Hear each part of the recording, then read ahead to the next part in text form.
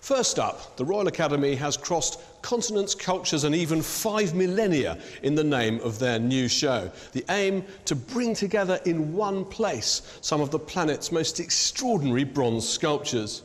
Now, my old friend Danny Katz has been buying and selling sculpture for more than 40 years, so I asked him to join me in picking out some of the most remarkable objects from this truly great exhibition.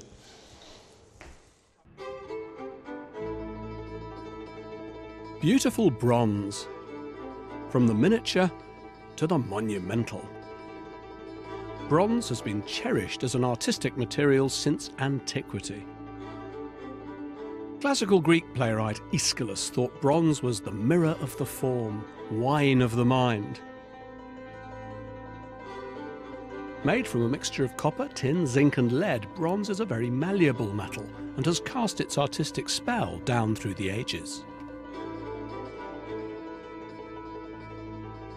The exhibition is arranged thematically, containing work from the ancient world to the present day. First up on our tour is the Dancing Satyr, recovered from the depths of the Sicilian Sea in 1998. Wow, look at that. It's not a bad start, is it? God. Could you imagine the lucky Sicilian fisherman who went out to catch his fish one day and got that in the net? I met the fisherman and he told me that when the figure came up, it came up head first out of the water. It danced out of the water with fish and crabs streaming from that hole on the top of his head. Look at the drama in his face. Isn't that extraordinary? The way the tension in his face is pulled back. He's really in full flight. He's really having a go, isn't he? I love the way they put it in this gallery. Well, it's this so sort of beautiful. dark blue gallery, as if to suggest the sea from which it came. Look at that. Okay, he's taking off, isn't he? We have liftoff. We have liftoff. Well, where else shall we go now? Oh my God, look at that. Andrew, I didn't know they had those here. So here they are, three of the great monumental bronze sculptures of the Florentine Renaissance. They've been brought, weighing tons, they've been brought from Florence to London. Now, according to the catalogue, they are by a chap called Francesco Rustici. Giovanni Francesco Rustici. Whose work I know you've bought and sold and handled. I've handled it. So and, what do you think of that attribution? Obviously the catalogue, I know it's been written by a very distinguished and knowledgeable scholar, but he's wrong. These are actually by Leonardo da Vinci. Now, I don't say... You say that quietly. I don't say it in jest. I mean, there is only one man who could have designed drapery like that. And look at the figure here. That's come right out of a sketchbook by Leonardo. That's but not that hand outstretched. That's the same with the finger in the air. Gallery. That's almost like Leonardo da Vinci's signature. Yeah. Well, Rustici lived with Leonardo, didn't he? I mean, he was one of his best.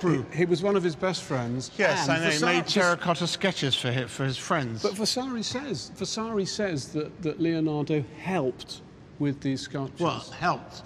He's almost autographed Leonardo. I mean, this should be Rustici and Leonardo da Vinci. Come on, it can't get better, can it? No, I think it can't get better.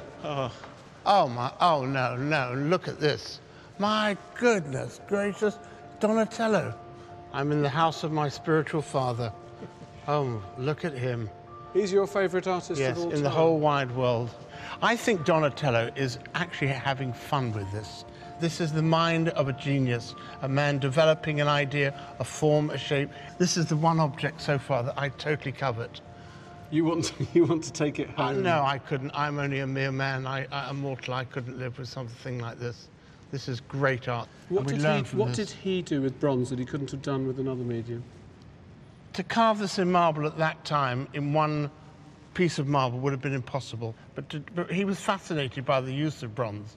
And he was the first man to make a full-scale individual statue. So in bronze you can freely invent the whole form. You can do whatever you like. It gives you this freedom to invent. You're not imprisoned by the block of marble. No, you can because it's more solid. It's stronger. For those who come to the Royal Academy with this object, it's just about enjoyment and fulfilment and happiness. Art's good for the soul. It's good for the soul.